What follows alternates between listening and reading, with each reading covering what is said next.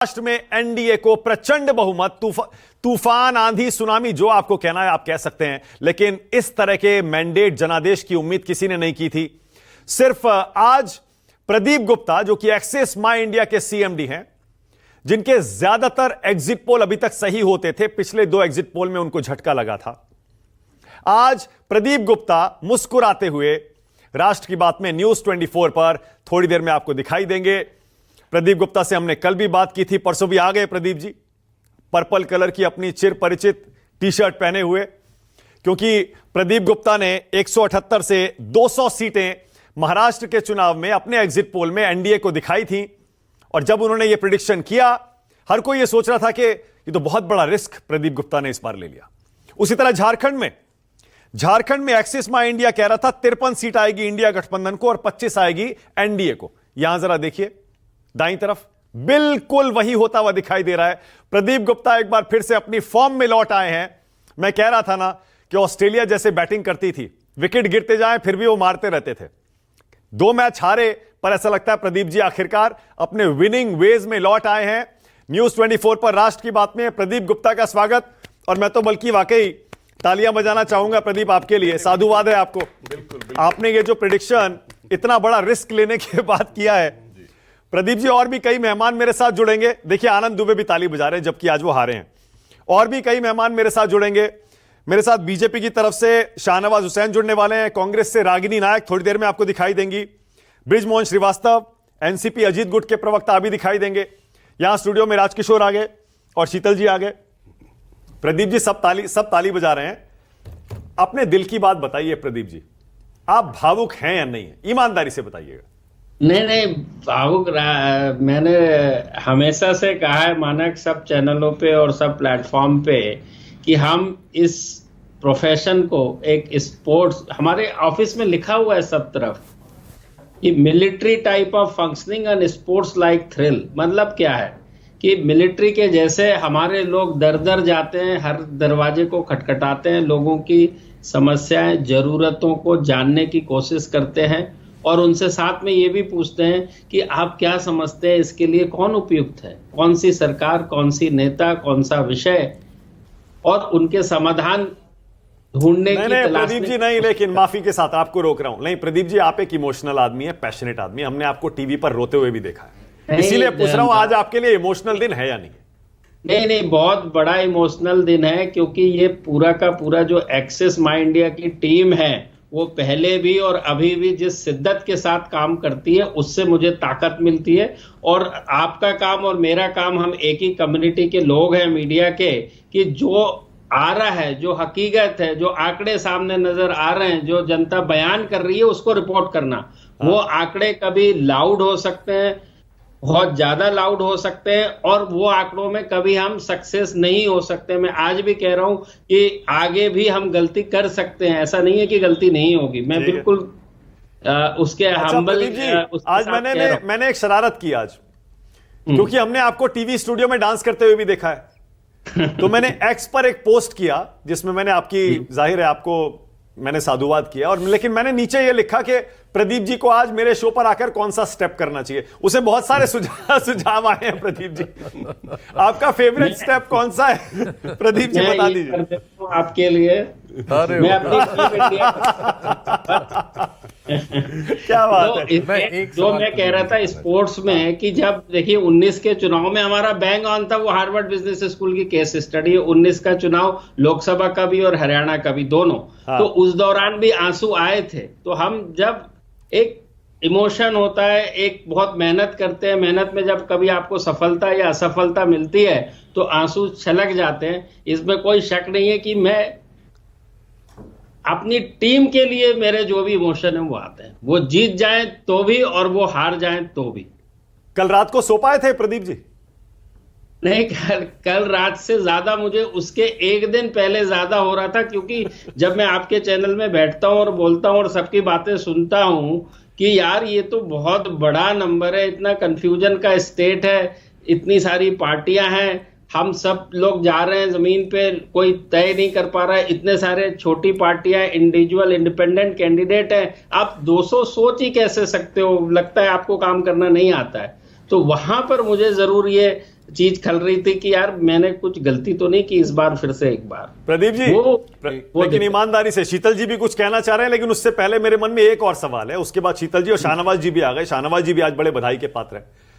प्रदीप जी, गलत तो हुआ है आपका सर्वे, गलत हुआ है क्योंकि आपने 200 बताई थी अपर लिमिट, ये हो गई 228। गलत तो हुआ है, मान लीजिए। मुझे पता था मानक इस बात का, तो आपने कहा ना कि आप नंबर साहस के साथ दे देते हैं। हाँ। तो असली में मैं बात बताऊं, मैंने सतर्कता के साथ नंबर दिए हैं। अच्छा। मेरा असली नंबर, मैं 228 या 220 की बात नहीं कर रहा, मेरा असली नंबर आपको यहाँ रखा हुआ है, ये दिखा देता हूँ। ये देखिए, ये पूरी की पूरी शीट होती है, इसके अंदर जो है 210 का आंकड़ा रखा हुआ है, 210।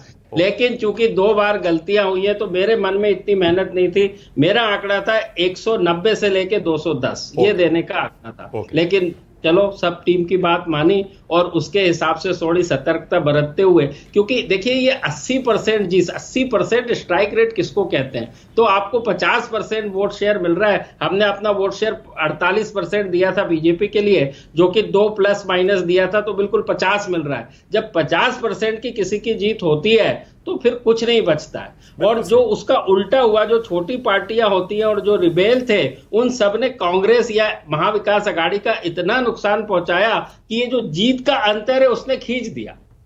ये जो जीत का अंतर है, जो गुजरात के चुनाव में हुआ था, बीजेपी को 156 सीटें जो आई थी, वो आम आदमी पार्टी और कांग्रेस में शार्प वोटों का बंटवारा हुआ था, जिसके चलते 182 में से 156 सीटों का आना, ये सेम चीज यहां पर भी रिपीट हो। ओके, शीतल जी कुछ कहना चाह रहे थे। हाँ, उसके बाद आ रहा हूं शाहनवाज जी, स्वागत है आपका भी।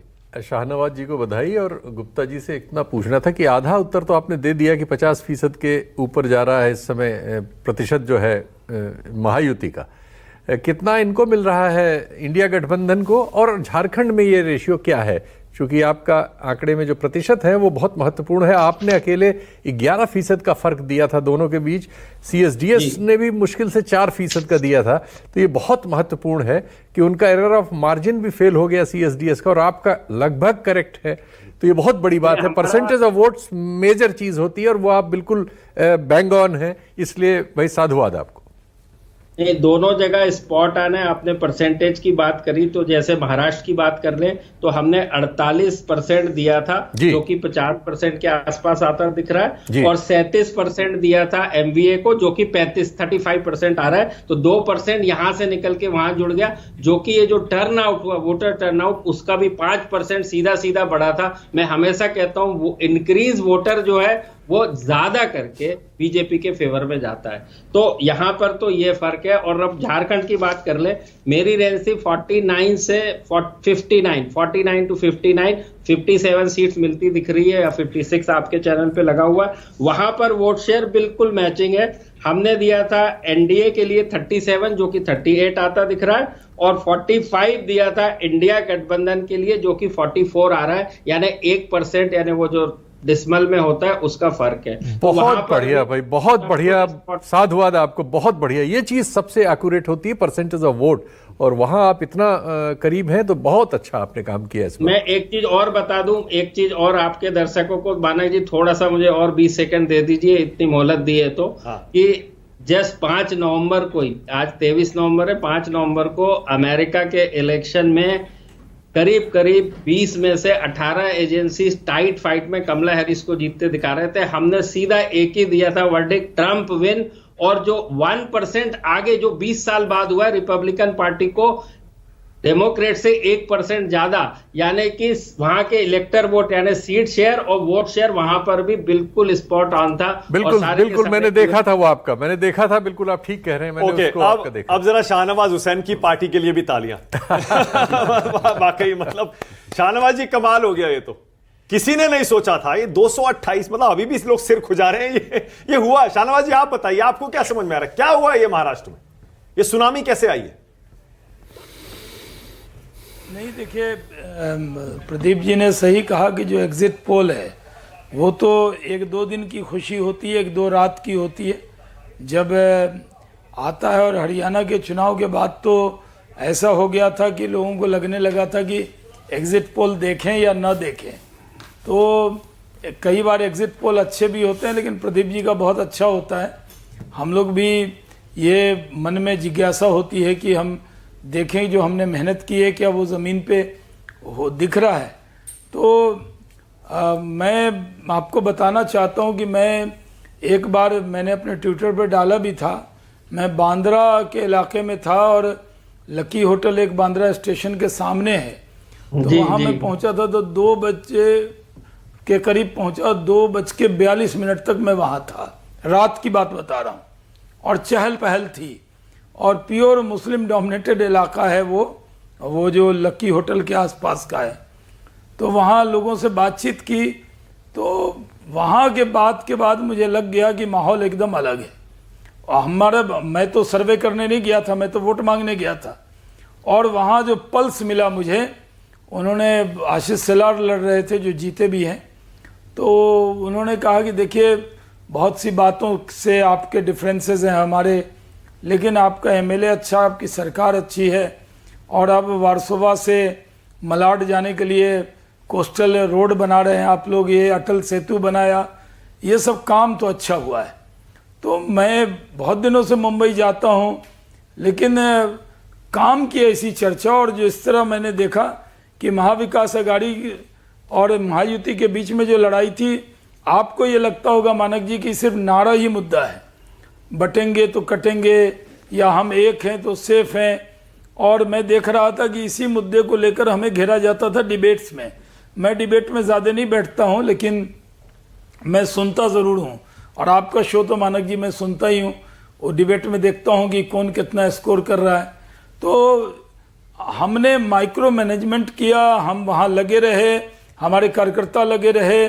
हमारे पास एक चीज़ का मलाल जो महाराष्ट्र में मुझे दिखा कि लोकसभा के चुनाव में हमें कम सीटें आई, इससे महाराष्ट्र के कार्यकर्ताओं में, जनता में ये था कि हम मोदी को प्रधानमंत्री बनाने में जो सीटें कम हुई वो हमने कम कर दी, और कांग्रेस और जो महायुति के कार्यकर्ता थे उनको शायद ये अहंकार आ गया कि हम महाराष्ट्र में बीजेपी को हरा दिया, इसलिए हम ज़रूर ये चुनाव जीतेंगे, जो उनको हरियाणा में आया था, क्योंकि हरियाणा में आधी सीट हो गई थी।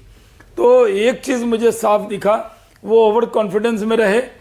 वो 3 जगह चुनाव था, महाराष्ट्र स्टेट में, झारखंड स्टेट में, और कांग्रेस के लिए वायनाड स्टेट में था, क्योंकि मैं देख रहा था कि ज़्यादातर कार्यकर्ता वायनाड भी जा रहे हैं, शायद प्रियंका जी ने न भी बुलाया हो, तो वहाँ उनकी बड़ी नेताएं लड़ रही थी तो वहाँ जा रहे थे। बहुत गंभीरता से उन्होंने चुनाव नहीं लड़ा। अगर आप देखें कि मैं वहाँ लोगों से पूछता था तो लास्ट वक्त तक आपस में नाना पटोले और संजय राउत की बयानबाजी होती थी, आपस में वो एक नहीं थे। लेकिन हमारी जो महायुति थी, हम एक थे, हम एक थे इसलिए हम सेफ हैं, हम एक हैं तो सेफ हैं, यानी हमारे कार्यकर्ता भी एक थे, हमारा गठबंधन भी एक था। और हम जब कहते थे कि हम एक हैं तो हमने कभी ये तो नहीं कहा था हम हिंदू के लिए कह रहे हैं या मुस्लिम के लिए कह रहे हैं, हम तो सिर्फ कह रहे थे हम एक हैं। उस पर भी तंज किया जा रहा था। और एक गलती मैं शॉर्ट में एक लाइन बस और ऐड करता हूँ, हाँ। ज्यादा लंबा नहीं लूंगा। हाँ। मैंने ये भी देखा कि शिवसेना जो कभी हिंदू हृदय सम्राट बाला साहब ठाकरे जी की पार्टी थी, मेरे बहुत निजी संबंध उनसे रहे। मैं जब सिविल एविएशन मिनिस्टर था तो उतरता था तो पहले उनसे ही मिलने जाता था, वहीं भोजन करता था। मेरे ज़ाती संबंध भी बहुत अच्छे थे। तो मैं देखता था जो बाला साहब का तेवर है, वो तेवर तो आदर्श उद्धव ठाकरे जी के लिए था ही नहीं। वो वोट बैंक, जो सीटें उद्धव ठाकरे जी ने जीती है वो कांग्रेस के वोट बैंक से जीती है, यानी कांग्रेस एनसीपी का जो वोट बैंक होता था, तो वो शिवसेना थी नहीं। असली शिवसेना तो शिंदे जी वाली ही थी। और पूरा जो माहौल था, हम सिर्फ नारों से नहीं जीते हैं। नरेंद्र मोदी जी को जो लोकसभा में कम सीटें आई, वहां की जनता ने तय किया कि नहीं, इस बार छप्पड़ फाड़ के नरेंद्र मोदी जी को देंगे। तो नरेंद्र मोदी के नाम पे, महायुति के काम पे और कार्यकर्ताओं की मेहनत और सीरियस चुनाव लड़ना, इसके लिए मैं कहता हूं कि ये जीत हमें मिली। ओके, शाहनवाज जी, रागिनी नायक आ गई कांग्रेस से, और कांग्रेस पार्टी की बहुत बहादुर प्रवक्ता है, तेज तर्रार प्रवक्ता है। और देखिए मुश्किल समय में भी बहादुरी से डटकर, ये पहला मौका नहीं है, हर बार सामना करती हैं तीखे सवालों का जब पार्टी हारती है। रागिनी, आप मुस्कुरा तो रही हैं और मैं दाद देता हूं आपकी बहादुरी की, लेकिन ईमानदारी से बताइएगा, क्या ये दिल तोड़ने वाली हार नहीं है, हौसला तोड़ने वाली हार नहीं है महाराष्ट्र की? मानक देखिए, चुनाव में हार हो सकती है, चुनाव हारे जाते हैं, हिम्मत नहीं हारी जाती। और मेरा एक मूल मंत्र है शुरू से जीवन का कि हारिए ना हिम्मत, बिसारिए ना राम। और मैं कहना चाहती हूं कि सच है, विपत्ति जब आती है कायर को ही दहलाती है। सूरमा नहीं विचलित होते, क्षण एक नहीं धीरज खोते, कांटों में राह बनाते हैं, बड़खुद विपत्ति पर छाते हैं। देखिए, कठिन घड़ी तो है महाराष्ट्र में, लेकिन जितनी निराशाजनक तस्वीर चित्रित आज मेन स्ट्रीम मीडिया कर रहा है, उतनी निराशाजनक स्थिति है नहीं। 2 प्रदेशों में चुनाव हुए, दोनों प्रदेशों में इंकम्बेंट सरकार जीती, एक में एनडीए और महायुति जीती है, दूसरे में इंडिया गठबंधन कांग्रेस पार्टी, जेएमएम और आरजेडी जीती है। लेकिन दूसरे को एकदम दोयम दर्जा देकर दरकिनार कर दिया जा रहा है और महाराष्ट्र का बैंड बजाया जा रहा है। मुझे लगता है ये थोड़ी ज्यादती है। कम से कम ये तो कहा जाए कि झारखंड की जीत कांग्रेस पार्टी को, जेएमएम को, बिल्कुल इंडिया गठबंधन की बड़ी जीत है, उसके लिए आपको बधाई है। बहुत बहुत धन्यवाद। मैं शहनवाज भाई को बधाई देती हूँ। और शहनवाज भाई उन प्रवक्ताओं में से हैं जिनके साथ बहस करना आनंद का अनुभव रहता है, क्योंकि मतभेद कैसा भी हो, उनके साथ मनभेद नहीं रहा कभी भी। लेकिन मैं 2-3 बातें जल्दी से मानक कहना चाहती हूँ। आप देखिए कि ये अप्रत्याशित जीत है, और इसलिए अप्रत्याशित है कि कांग्रेस पार्टी या महाविकास अघाड़ी तो छोड़िए, महायुति को भी नहीं लग रहा था, पोलस्टर्स को नहीं लग रहा था, पत्रकारों को भी नहीं लग रहा था कि इस तरीके की कोई वस्तु स्थिति महाराष्ट्र में है जैसे कि नतीजे आए हैं। और देखिए, दुख तो है, महाविकास अघाड़ी के हारने का दुख है, लेकिन ज्यादा दुख यह है कि अब ये कहा जाएगा कि बटेंगे तो कटेंगे नैरेटिव चल पड़ा। ये कहा जाएगा कि किसी की मजार पे पेशाब करके पाकिस्तान में झंडा फहराया जाएगा, ये नैरेटिव भी चल पड़ा। कि 50 खोखे एवरीथिंग ओके चलेगा, कि भैया तमंचा लहरा के उत्तर प्रदेश में और नोट की गड्डी तावड़े साहब लहराकर कहीं का भी चुनाव पलट सकते हैं, ऐसा भी जायज माना जाने लगेगा। और शायद जो नरेंद्र मोदी कहते रहे बहुत मुखर होकर कि रेवड़ी कल्चर नहीं होना चाहिए, तो बरसाती मेंढक की तरह बहनों को केवल चुनाव से कुछ महीने पहले लाडली मानकर उनके खाते में अगर कुछ पहुंचा दिया जाए तो वो भी चल पड़ेगा। इसलिए ये सब जब देख के मन दुखी होता है कि जो मुख्य धारा के मुद्दे हैं वो कहीं ना कहीं हार रहे हैं। पर इस दुख के माहौल में भी मैं ये सोचकर बहुत ही आशान्वित हूं कि वही नैरेटिव झारखंड में सांप्रदायिकता का, जो घुसपैठिए वाला नैरेटिव हेमंत बिस्व शर्मा को प्लांट किया गया था चलाने के लिए, वो नहीं चला। और अब एक बात तो है, आज के बाद Narendra Modi ji ED, CBI, income tax का दुरुपयोग विपक्ष के नेताओं के स्वर को दबाने के लिए जब करना चाहेंगे तो 10 बार सोचेंगे। झारखंड की जनता ने ये सुनिश्चित कर दिया है। ठीक है रागिनी, ओके रागिनी, अब और एक बात और मानक में कहना चाहती हूँ। नरेंद्र मोदी जी का नाम लेकर वो कह रहे हैं मोदी जी का चेहरा था, मोदी जी की जय जयकार होनी चाहिए। भाई, मोदी जी जब चेहरा थे लोकसभा के चुनाव में, तब 28 सीटों पर लड़कर भाजपा 19 सीटें हारी। आज चेहरा देवेंद्र फडणवीस, शिंदे और अजीत पवार थे, मोदी चेहरा नहीं थे। तो क्या ये केंद्रीय नेतृत्व की भाजपा की कमजोरी और क्षेत्रीय नेताओं और छत्रपों के बढ़ने की तरफ भी कहीं इशारा नहीं हो रहा है? अच्छा, ठीक है। ये एक बड़ी कहानी मुझे लगता है आज से शुरू होने वाली। ठीक है रागिनी, देखिए पिछले कुछ समय से आपने एग्जिट पोल पर डिबेट्स में, चर्चा में हिस्सा लेना बंद कर दिया था, और यकीन मानिए हम तो खुद पिछले कई दिनों से कह रहे हैं कि हमारा भी भरोसा कम हो गया था, डिग गया था, क्योंकि 2 बार हम बैक टू बैक गलत हो गए थे। पर आज प्रदीप जी बैठे हैं हमारे साथ, मुझे लगता है आपको उनको कांग्रेचुलेट जरूर करना चाहिए। उन्होंने दोनों इलेक्शन बिल्कुल सही कॉल किए, और आप ईमानदारी से कहिए, क्या एग्जिट पोल में भरोसा अब आपका लौटा है या नहीं लौटा है? मानक, मैं तो प्रदीप जी जब हंस रहे थे और ट्रंप के जीतने की बात कर रहे थे, तो मैं मन ही मन सोच रही थी, अच्छा वो आपने पूछ लिया कि प्रदीप जी के चेहरे पर मुस्कुराहट देखकर बड़ा अच्छा लग रहा है। और मुझे लगता है, देखिए, जब आप सही होते हैं या आप जीतते हैं या आपकी कही गई बात या किया गया कोई काम सटीक या सार्थक होता है, तो आत्मविश्वास बढ़ता है, चेहरे पर हंसी आती है। और कहीं ना कहीं जो मैं ही नहीं, विपक्ष ही नहीं, देश की जनता भी ये मानने लगी थी कि मौसम विभाग की तरह एग्जिट पोल की जो जानकारी होती है वो सही कम होती है, गलत ज्यादा। वो अब पलट रहा है। पलटे तो बहुत अच्छा है, और मैं कहूंगी कि ये जितने सोफोलॉजिस्ट हैं, बड़ी बड़ी एजेंसीज हैं जो ये चुनाव का गणित समझाती हैं, करती हैं, उनके लिए ज्यादा अच्छा है और उनकी क्रेडिबिलिटी के लिए बहुत अच्छा है। पर मैं कल भी एग्जिट पोल के बारे में किसी से चर्चा कर रही थी टेलीविजन पर ही, तो एक कोई एग्जिट पोल था जो 122 से 186 दिखा रहा था महायुति को। तो अगर 288 सीटों पर आप 64 सीटों की हेरा फेरी और मार्जिन ऑफ एरर दिखाएंगे तो विश्वसनीयता नहीं हो सकती। तो मुझे लगता है प्रदीप जी ठीक है, उन्होंने आज इस बार सही प्रिडिक्ट किया, आगे भी करते रहे, शुभकामनाएं हैं। पर इसमें बड़ा संयम के साथ करने वाला काम है। ठीक है, ओके। और जितना सही रहे वो चुनाव की प्रक्रिया के लिए उतना बेहतर। ठीक है प्रदीप जी, एक कमेंट में आपसे ये चाह रहा हूं, देखिए अब तो आपके जो एग्जिट पोल के विरोधी थे, आपके नहीं, वो तो याद करिए ना लोकसभा चुनाव में कैसे राहुल गांधी ने मोर्चा खोल दिया था, ये एग्जिट पोल और तमाम तरह का फ्रॉड, स्कैम, तब सब आरोप लगाए। लेकिन आज रागिनी खुद आपको मुबारकबाद दे रही है।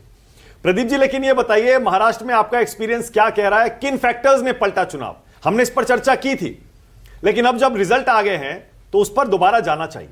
क्या हुआ लोकसभा और विधानसभा के बीच? अच्छी बात इन दोनों चुनाव में महाराष्ट्र और झारखंड की दोनों की बात मैं करना चाहूंगा। दोनों में जैसे कि इनकम्बेंट गवर्नमेंट रिपीट हुई है, तो यदि एक शब्द में मैं बोल दूं तो ये केवल डिलीवरी और डिलीवरी की जीत है दोनों जगह पर, एक शब्द में। महाराष्ट्र की यदि बात कर लें तो महाराष्ट्र में जो सबसे बड़ा, लोकसभा से हम सब लगातार कंपेयर करते आ रहे हैं क्योंकि अभी 4-5 महीने चुनाव हुए थे और 31 सीटें अगाड़ी को मिली थी और 17 सीटें एनडीए को मिली थी। तो उसमें और अब में जो मैं बताना चाहूंगा, सर्वे में मैंने जो लगातार बता रहा हूं, दलित डेमोग्राफी के चलते बताऊं, वो तो हो गया एक गवर्नेंस के चलते कि डिलीवरी की जीत है ये, और तो किसी की जीत है नहीं। जब भी सरकारें रिपीट होती है तो उसकी केवल और केवल एक वजह होती है, जब आप रिपीट करते हैं गवर्नमेंट तो आपके पास सिवाय अपना काम बताने के लिए और तो क्या होता है, और तो कुछ नहीं होता। दूसरी जो बात है कि डेमोग्राफी की 4% महिलाओं ने यूपी को ज्यादा वोट किया पुरुषों के मुकाबले, 46 और 50। 46 पुरुषों ने दिया तो 50% महिलाओं ने दिया। दूसरी जो बात थी कि दलित आदिवासी जो एन मास महाविकास अघाड़ी के फेवर में चला गया था, वो करीब पूरा और बल्कि उससे भी ज्यादा इस बार वापस एनडीए के फेवर में आया, महायुति के फेवर में आया। और मराठवाड़ा में मराठास जो थे वो थोड़ी मात्रा में चले गए थे विकास अघाड़ी की तरफ, वो भी वापस बीजेपी की तरफ आए और उसमें जो अन्य है मराठवाड़ा में खासकर उनके फेवर में भी चले गए। यानी महाविकास अघाड़ी ने मराठाओं का वोट करीब 7 परसेंटेज पॉइंट्स से कम हो गया उनका वोट। तो ये जो 3-4 वजह है उसकी वजह से ये हुआ। और जीत और हार के बीच का जो अंतर है, जो ऐसा मैंने बताया कि इस समय पे जब जनता ये मन बना चुकी है कि महायुति को ही वोट देना है, तो जो छोटी पार्टियां बहुत सारी हैं महाराष्ट्र में, हर एक जिले में एक तो पक्का मजबूत कैंडिडेट है जो कि इन प्रमुख पार्टियों के अलावा है। तो उनका जो वोट स्प्लिट हुआ और जो जीत और हार का अंतर हुआ वो इतनी बड़ी जीत में तब्दील हुआ महाराष्ट्र। अब राजकिशोर और शीतल जी एक कमेंट करिए, उसके बाद आनंद दुबे, बृजमोहन श्रीवास्तव भी अभी आ रहा हूं आपके पास। पहले तो ये बताइए, याद करिए जरा, इतनी बड़ी जीत आपको याद पड़ती है कोई? मतलब गुजरात की जीत बहुत बड़ी थी, मध्य प्रदेश की जीत बहुत बड़ी थी, दिल्ली पंजाब में आम आदमी पार्टी कर चुकी है, पर इतनी ये सुनामी ऐसी किसी विधानसभा चुनाव में आपको याद है हाल के 10-15-20 साल? हाँ अभी जब ममता बनर्जी ने 218-20 की थी तब भी ऐसा ही हुआ था, जो कि ऐसा लग रहा था वो हार जाएंगे और हम सब लोगों को वहां जाने भी यही लग रहा था कलकत्ते में कि वो चुनाव इस बार जा रहा है उनसे। लेकिन जो नतीजा है उन्होंने हम सबको चौंका दिया था। ऐसा बहुत बार अनुभव होता है। नहीं, इवन मध्य प्रदेश का आप देख लीजिए ना, मध्य प्रदेश का जो अभी नतीजा था, छत्तीसगढ़ का लेटेस्ट, छत्तीसगढ़ का देख रहे लगातार। देखिए मुझे लगता है कि राजनेता, सेफोलॉजिस्ट, पत्रकार कितने भी कंफ्यूज हो, लेकिन जनता बिल्कुल क्लियर है। जिसको लाना है ला रहे हैं, जिसको बस पे बैठाना है उसको बैठाकर भेजे दे रहे हैं। ये बिल्कुल स्पष्ट, एक तरफा दे रहे हैं, ये बिल्कुल स्पष्ट है मुझे लगता है। और इसीलिए मुझे लगता है महायुति महागाड़ी का इतना ज्यादा वहां पर कॉम्प्लेक्स लग रहा था, लोग प्रेडिक्ट नहीं कर पा रहे थे, लेकिन पब्लिक क्लियर थी। वो मुझे लगता है कि ये जो बात कही ना प्रदीप जी ने, डिलीवरी कुल मिला के जो है गवर्नेंस, और जिसके हाथ में जो था दिया, डिलीवरी में आ जाएगी महिलाओं के लिए वो 1,500 कैश, ये दोनों जगह वो ज्यादा चला। ये वो शक्ति है जिसने जिता दिया। एक शक्ति है ना, अदृश्य शक्ति है। हेमंत सोरेन प्रेस कॉन्फ्रेंस कर रहे हैं, आइए जरा सुनते हैं क्या बोल रहे हैं हेमंत सोरेन। घोषित होने का दिन है। सुबह से ही लेकर अभी तक कई लाख मतों का गिनती हो चुका है और कई सारे प्रत्याशियों का भी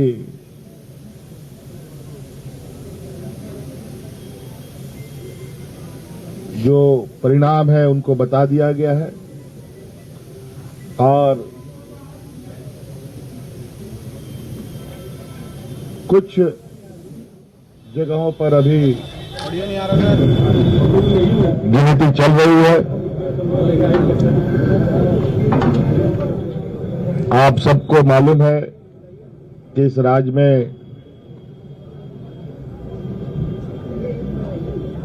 इंडिया गठबंधन और एनडीए के बीच में ये चुनावी प्रतिस्पर्धा चली और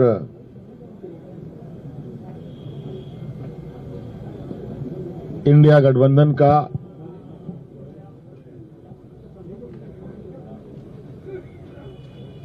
बेहतरीन प्रदर्शन होता दिख रहा है और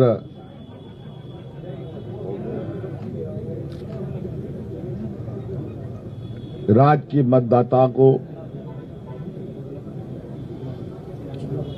इस राज्य के आधी आबादी को, नौजवानों को, महिलाओं को, पुरुषों को, किसानों को, मजदूरों को,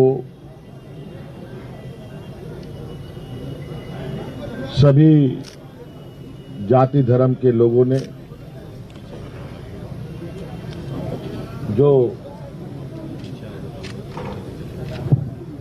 मतों का उपयोग किया है, इसके लिए मैं उनको बहुत बहुत धन्यवाद और आभार प्रकट करता हूं।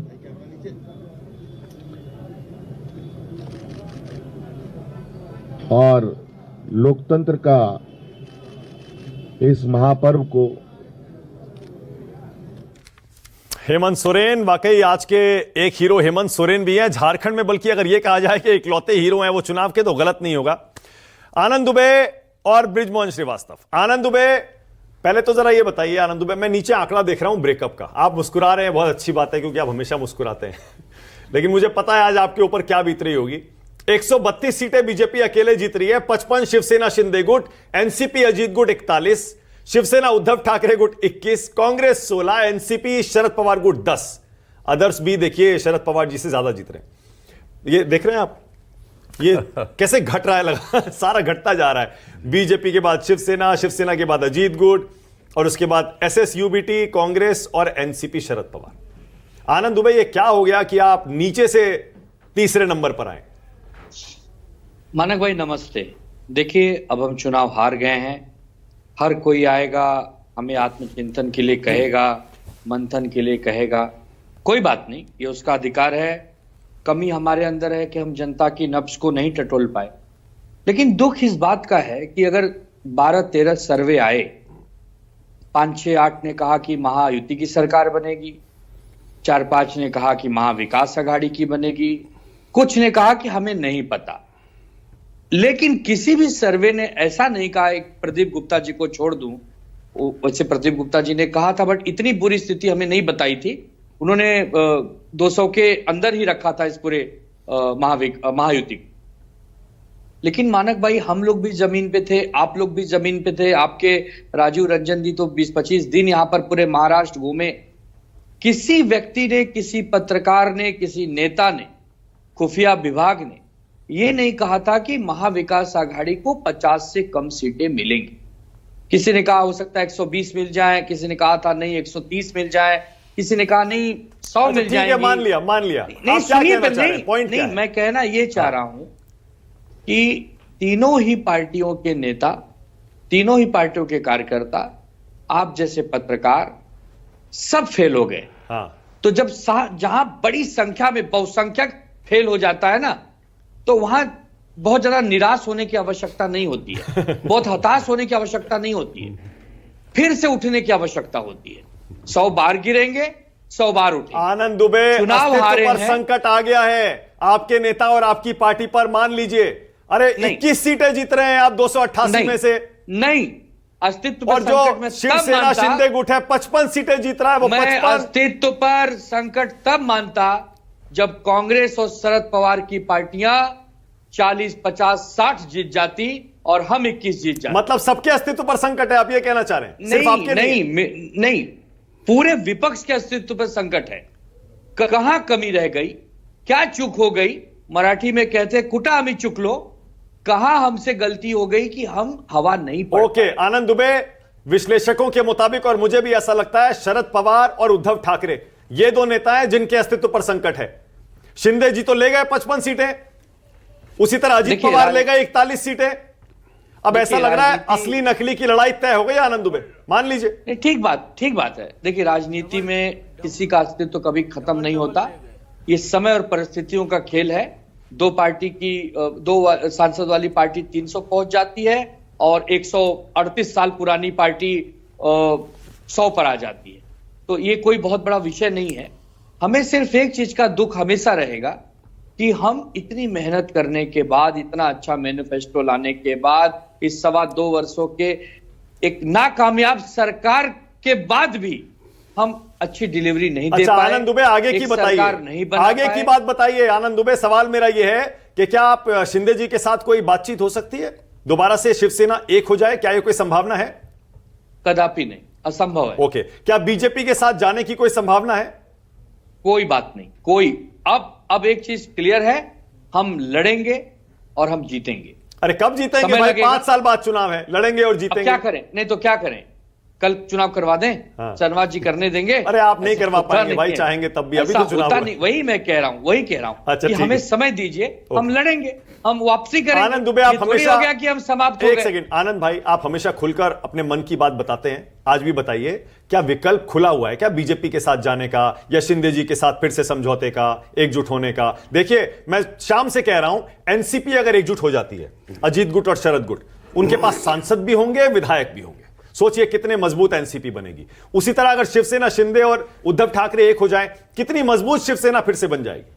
सोचिए जरा। नहीं, सोच ही नहीं सकते। नहीं, हम उनके साथ नहीं जाएंगे। हम अपने को मजबूत बनाएंगे, अपनी ताकत बढ़ाएंगे और अपना खोया हुआ जो जनाधार है, जो विश्वास है। ओके, बृजमोहन श्रीवास्तव, बृजमोहन जी, मुख्यमंत्री कौन बनेगा?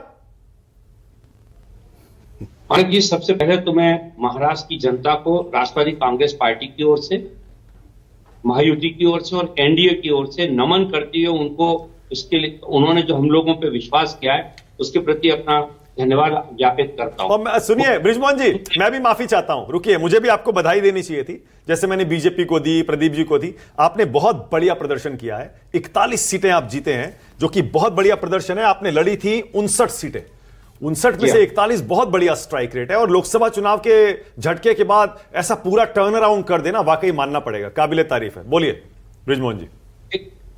ये इसीलिए हो पाया कि हम तीनों लोगों ने, महायुति के तीनों घटक दलों ने बहुत ही शक्ति के साथ एकजुट होकर इस चुनाव को लड़ा। वहां हम लोगों ने चुनाव लड़ते समय कभी इस बात को ध्यान नहीं दिया कि जो उम्मीदवार है वो किस हमारे घटक दल में से किस पार्टी का है। वहां हम लोग मान के चलते थे महायुति का उम्मीदवार है और इसके लिए हमको पूरी ताकत के साथ चुनाव लड़ना है। क्योंकि हम लोगों ने चुनाव, लोकसभा के चुनाव के बाद, मैंने आपके चैनल पे भी इस बात को कहा था कि लोकसभा के चुनाव के बाद हम लोगों ने इस बात को समझ लिया था कि जब तक हमारे कार्यकर्ताओं के बीच में संवाद नहीं बनेगा, जब तक सारे कार्यकर्ता एकजुट होकर काम नहीं करेंगे, हम इस लड़ाई को नहीं जीत पाएंगे। और इस बात को ध्यान में रखकर तीनों पार्टी के हमारे नेताओं ने पूरे प्रदेश में अलग अलग जगहों पे जाके हम लोगों ने कार्यकर्ताओं के सम्मेलन किए थे और उसमें हम लोगों ने बहुत स्पष्ट रूप से इस बात को कहा था कि ये हम लोगों के लिए एक बहुत ही सुनहरा अवसर है। दिल्ली में, केंद्र में आदरणीय नरेंद्र मोदी। सीएम कौन बनेगा बताइए, सस्पेंस मत बनाइए बृजमोहन जी, बता दीजिए कि अजीत दादा का विकल्प को अभी दावा हमने वापस नहीं लिया है। नहीं, मैं आपसे इस बारे में बिल्कुल स्पष्ट कर दूं, महायुति का ही मुख्यमंत्री बनेगा और एक ऐसा मुख्यमंत्री बनेगा जो वो महाराष्ट्र को और भी ऊंचाइयों पर ले जा पाएगा, क्योंकि ये बहुत बड़ा जनादेश हम लोगों को मिला है। अच्छा ठीक है, बहुत मेहनत करना होगी। अच्छा, लेकिन मैं आपको फिर कहना चाहता हूं कि हमारे पार्टी के सारे नेता बैठेंगे तो बैठ के तय कर लेंगे। अच्छा अजीत दादा का सुनिए ना, अजीत दादा का दावा मान लीजिए कमजोर हो गया, मैं इस तरह से पूछ लेता हूं, मान लीजिए 132 सीटें बीजेपी जीत रही है, 13 अदर्स है, उसमें से 5, 7, 10 और इधर आ गए तो अकेले बहुमत पर बीजेपी पहुंच रही है। अब कैसे आप मुख्यमंत्री पद पर दावा करेंगे? मान लीजिए फडणवीस जी बनेंगे। नहीं मानक भाई, मैं उसको दूसरे ढंग से कहता हूं, जब भी किसी प्रदेश के मुख्यमंत्री का नाम तय होता है तो उसमें खाली विधायकों का संख्या बल ही महत्वपूर्ण नहीं होता। हाँ। उस देश की राजनीतिक स्थिति क्या है और उस राजनीतिक स्थिति में कौन बेहतर होगा, इस पे भी फैसला लिया जाता है। ठीक है, ओके, ठीक है। पार्टी का नेतृत्व तो बहुत ही परिपक्व है, सारी चीजों को ध्यान में रख के फैसला। बृजमोहन जी, अंग्रेजी में कहते हैं ना, you are a tough nut to crack. मैंने कोशिश की, लेकिन मुझे पता है कि आप मुझे कोई हेडलाइन यहां पर नहीं देंगे। चलिए कोई बात नहीं, मैं अगला सवाल पूछता हूं। अगला सवाल यह है कि क्या शरद गुट के साथ कोई समझौते की संभावना अभी बरकरार है? अब तो आपने साबित कर दिया ना कि आप उत्तराधिकारी हैं, मतलब अजीत दादा शरद पवार के असली उत्तराधिकारी हैं, क्योंकि लोकसभा सांसद उनके पास है, आपके पास विधायक है। सोचिए दोनों मिल गए तो कितनी मजबूत बनेगी एनसीपी। इस मामले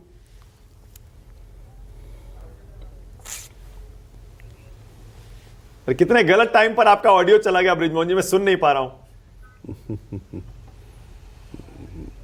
मैं सुन नहीं पा रहा हूं, मुझे समझ में नहीं आ रहा। आपको कोई संभावना शीतल जी दिखाई देती है इसकी? शरद गुट और अजीत गुट अब एक हो जाएं, क्योंकि शरद पवार वैसे ही रिटायर हो रहे हैं, वो चाहेंगे भाई, पहले वो यही तो चाहते थे कि सुप्रिया सुले दिल्ली की राजनीति करें, अजीत पवार महाराष्ट्र संभाल लें, लोकसभा सुप्रिया संभालें और विधानसभा अजीत पवार संभालें। देखिए, राजनीति में कोई चीज असंभव नहीं होती है, कोई चीज पूर्ण विराम नहीं लगता, तो इसलिए बिल्कुल है और बिल्कुल नहीं है। कुछ भी हो सकता है, कुछ भी हो सकता है। आपको लगता है? नहीं, दरअसल मुझे लगता है कि अब एक बात आप मानकर चलिए कि शरद पवार की स्थिति ये हो गई है कि अब वो राज्यसभा किसी को भेजने लायक स्थिति में नहीं। आप देखिए, राज्यसभा में भी नहीं जा पाएंगे, ये स्थिति आ गई। और सुप्रिया सुले का रास्ता साफ करने के लिए एक सोची समझी रणनीति के तहत ही अजीत पवार को पहले भेज के देवेंद्र फडणवीस के साथ मुख्यमंत्री बनवाया गया, उसके बाद फिर उनको करके डिस्क्रेडिट किया गया। ये बात अजीत पवार इस बार समझाने में बारामती में कामयाब रहे और ये उनके पक्ष में समर्थन किया। उनके पास उम्र भी है, तो उसके लिहाज से मुझे लगता है कि एनसीपी के विधायक, या मैं फिर कह रहा हूं कि आनंद दुबे जी वाली जो शिवसेना है उसके विधायक, वो जरूर फैसला करेंगे उनको कहां जाना है। उद्धव ठाकरे और वो फैसला करें ना करें, लेकिन वो किधर जाएंगे ये सत्ता के साथ होता है, कोई नई बात नहीं है। ठीक है, अब शाहनवाज जी आप ही बता दीजिए मुख्यमंत्री कौन बनेगा? आप इतने सीनियर है शाहनवाज जी, आपको जरूर जानकारी होगी। फडणवीस जी बन रहे हैं क्या, या शिंदे जी को दोबारा बनाएंगे? सवाल भी आपके हैं और जवाब भी आप ही देना चाहते हैं, अपने मन का सुनना भी चाहते हैं ये। और हमारा भी जवाब वही है कि पार्टी का केंद्रीय नेतृत्व बैठेगा, पार्लियामेंट्री बोर्ड बैठेगा और एनडीए का भी केंद्रीय नेतृत्व, हमारे जो सुप्रीम लीडर हैं बीजेपी के और एनडीए के नरेंद्र मोदी जी हैं, वो और हमारे पार्टी का जो नेतृत्व है वो बैठेगा और विचार करेगा। और जल्द ही आपको ये नतीजा, क्योंकि ये विधानसभा बहुत लंबी नहीं खींची जा सकती, जल्दी निर्णय करके जल्दी शपथ ग्रहण समारोह होगा। लेकिन ये सही है कि इतनी बड़ी जीत हुई है, और जैसी जीत की चर्चा होती थी दिल्ली में, फिर गुजरात में हम लोग जीते, भारतीय जनता पार्टी 133 जीती, लेकिन मैं देख रहा हूँ कि जो उद्धव ठाकरे की शिवसेना है उससे कई गुना ज़्यादा वो जीते हैं शिंदे साहब, और शरद पवार जी की जो एनसीपी है उससे 4 गुना ज़्यादा जीते हैं अजीत पवार। और अगर सारी इन पार्टियों को निकाल दें तो उससे कई गुना ज़्यादा जीती है भारतीय जनता पार्टी। अगर कांग्रेस और पवार साहब और उद्धव ठाकरे जी की पार्टी को मिला दिया जाए वो तो 10, 15, 12, 27 है 10, 37, और बीजेपी अकेले है 133। तो आप समझ रहे हैं कि हम तो जिम्मेदारी से बोल रहे हैं, फलदार दरख्त को झुक के बात करनी चाहिए, तो हम तो बहुत झुक के जनता का ये जनादेश स्वीकार करते हैं और बहुत धन्यवाद करते हैं कि जनता ने ऐसा जनादेश महाराष्ट्र में दिया है। तो हम लोग राष्ट्र भी जीते थे, महाराष्ट्र भी जीते, हरियाणा भी जीते, और ठीक है झारखंड में हम लोग वैसा परफॉर्म नहीं कर पाए जैसी उम्मीद थी, यही तो लोकतंत्र है। अच्छा ठीक है शाहनवाज जी, एक सेकंड रुकिएगा, एक सेकंड। आपने बड़ी दिलचस्प बात थोड़ी देर पहले कही जी। आपने कहा ये मोदी जी की जीत है। रागिनी उस पर बहुत देर से मुझे पता है जवाब देना चाह रही, रागिनी ने उंगली भी उठाई है। रागिनी, और ये कहना क्या क्यों गलत है रागिनी कि ये मोदी जी की जीत है? ये आप किससे पूछ रहे हैं? यार रागिनी आप ही से पूछ रहा हूं। आपने कहा शाहनवाज जी कह रहे हैं मोदी जी की जवाब मानक शुरुआत में ही आपको दिया कि मोदी जी जब पूरे देश में भाजपा का चेहरा थे तब तो 28 में से 19 सीटें हारे लोकसभा के चुनाव में। आप कौन चेहरा था? देवेंद्र फडणवीस थे, शिंदे थे, अजीत पवार थे। मोदी जी कहां चेहरा थे? ये क्षेत्रीय नेता जब चेहरा बने तब प्रचंड बहुमत मिला। मोदी जी जब चेहरा थे तब तो डबल डिजिट में भाजपा नहीं पहुंच पाई। लेकिन मैं एक और प्रश्न यहां पर रखना चाहती हूं। मुझे लगता नहीं, प्रश्न नहीं, देखिए जो आप पूछ रहे हैं ना मानक, वो एक रिटोरिकल क्वेश्चन है, उसका जवाब सबको मालूम है। शिंदे जी को अगर मुख्यमंत्री बनाना होता तो चुनाव के बीच में अमित शाह ये नहीं बोलते कि अभी तो शिंदे मुख्यमंत्री हैं लेकिन चुनाव के नतीजे के बाद क्या होगा ये तब देखा जाएगा।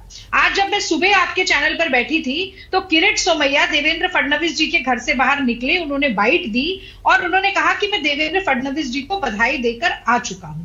लेकिन बड़ा सवाल आज जो उठता है कि वो भारतीय जनता पार्टी और उनके सारे प्रवक्ता और नेता जो कह रहे हैं कि बाला साहब ठाकरे की विरासत का जो निर्णय हो गया और शिंदे गुट के पास वो विरासत पहुंच गई, तो बाला साहब ठाकरे के शिव सैनिकों को और उनकी विरासत को कितना बड़ा सम्मान मिलेगा, या उन्हें दोयम दर्जे पर रखकर केवल अपना राजनीतिक स्वार्थ साधने के लिए देवेंद्र फडणवीस को मुख्यमंत्री बनाया जाएगा?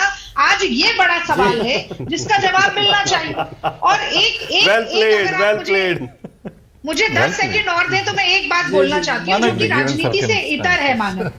देखिए एक बड़ा सुखद संदेश जो इस चुनाव में मिला, चाहे आप झारखंड में देखें या महाराष्ट्र में। हालांकि मैं ये मानती हूँ कि भारतीय जनता पार्टी के नेता चाहे शिवराज सिंह मामा बन जाएं या देवेंद्र फडणवीस भाऊ बन जाएं, वो उन्हें बहने लाडली सिर्फ चुनाव से कुछ समय पहले लगती है ताकि वोट बटोर सके। लेकिन बहरहाल अगर महिलाओं को ये लगने लगा है कि जो उनके अधिकारों या हक की बात करेगा, ये सजगता का संचार अगर महिलाओं में हो रहा है और महिलाएं एकजुट होकर वोट बैंक बन रही हैं, तो मैं समझती हूं कि उनकी भागीदारी का राजनीतिक सशक्तिकरण का एक नया अध्याय देश में शुरू होगा।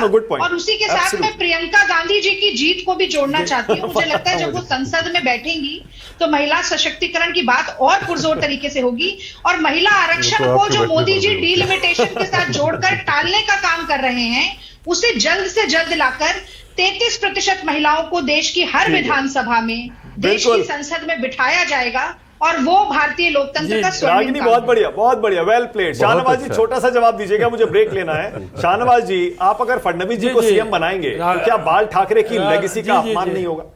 रागिनी कह रही है।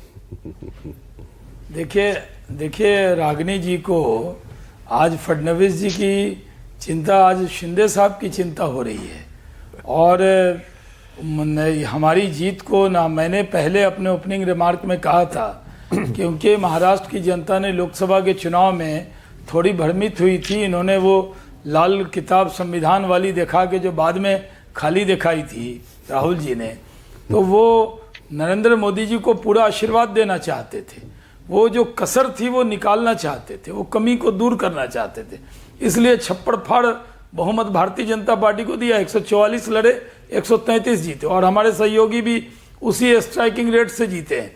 आप समझ रहे हैं, अगर रागिनी जी तो हमारे नेता देवेंद्र फडणवीस जी को बधाई दे रही कि उनके नाम पे जीते हैं, लेकिन मोदी जी को तो कभी नहीं देंगी। हमें मालूम है कि देवेंद्र जी फडणवीस जी को या शिंदे जी को या अजीत पवार जी, तो वो तो हमारे नेता ही थे, नरेंद्र मोदी जी के नेतृत्व में ही लड़ रहे थे।